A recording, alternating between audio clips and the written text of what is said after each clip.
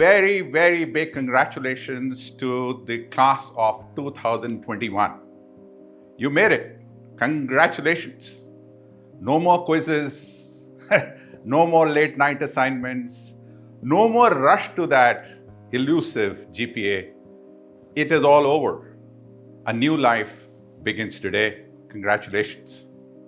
And a bigger congratulations to your parents, your uncle, your aunt, brothers, sisters, and everybody who supported you financially, emotionally, in every way so that you can see this proud day of graduation.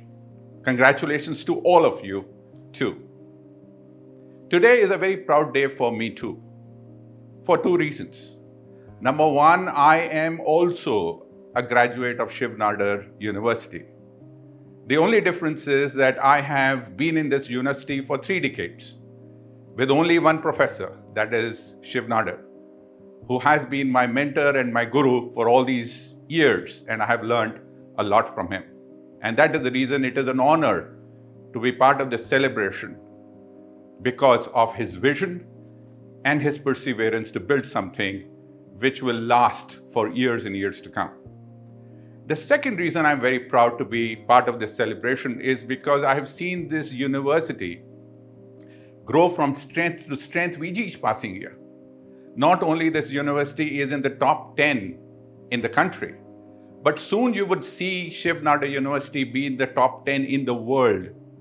And a very big congratulations to all the faculty members, the teachers, the board, the trustees, and everybody who have such a massive, big vision about this university, and more importantly, a very big heart. So this indeed is a proud moment for me. As a convocation speaker, I was asked to share pearls of wisdom, and I thought very hard about what should I say to you.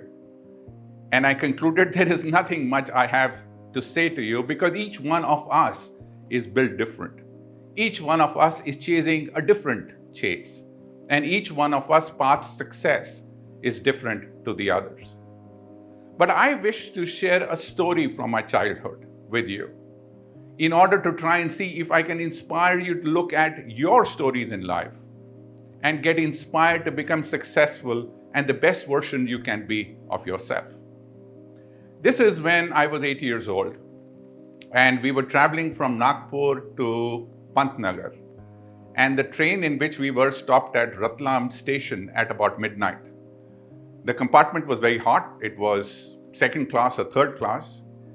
And the scene outside at the station was very enchanting. So I decided as an 8-year-old boy to get out and see what is outside while my parents and brothers were sleeping inside.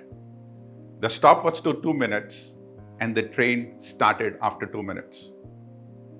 I tried to get onto the train, but given the fact that I couldn't pull myself up, neither push myself because the train was running, I fell. Doubt. That is what crossed my mind. I had a choice to make. To stop and cry, or to get up and run after the train. I don't know why, but I decided to run after the train. And got up and tried harder and fell again. Fear crossed my mind. I had a choice again to make. Stop, cry for help, or get up and run after a train which was now running faster. I still don't know, but I decided to get up and run after the train. This time the train was running faster. It was more difficult for me to get up, and therefore I gave it all my strength, my hands and my legs, and tried to get onto the train and fell. Panic crossed my heart. And this time, I was very clear that I had a critical choice to make because the train was running faster than I could ever run.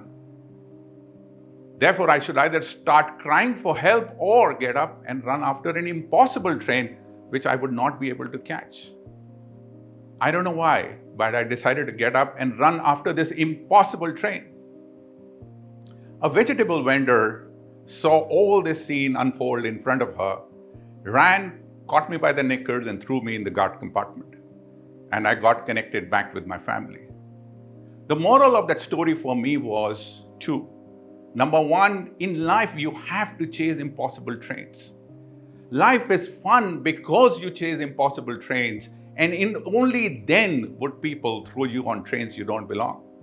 And that is what is the moral of my story. I have ran after impossible trains, and people around me have thrown me on trains I did not belong. But the way to run behind these trains is to overcome doubt, to overcome fear, to overcome panic, and get up and run, because if you don't run, nobody is going to throw you on the trains. So the running you have to do to catch trains which are impossible. You all are part of a great institution whose name is Shiv Nadar University. Shiv is a person who chose to chase impossible trains. Trains which everybody else thought are impossible to catch, because he could overcome doubt, overcome fear. And that is the reason he's so successful. Each one of us have to find that Shiv within us and to chase trains which are impossible or seem impossible to catch, because that is beauty of life. So my friends, my only message for you is life is full of wonderful opportunities if you catch it with both hands and run after trains which you don't belong on, because somebody out there is waiting for you to run and throw you on the train you don't belong. Go guys, this is the time to fly, this is the time to run. Catch life the way it is and live it to the fullest.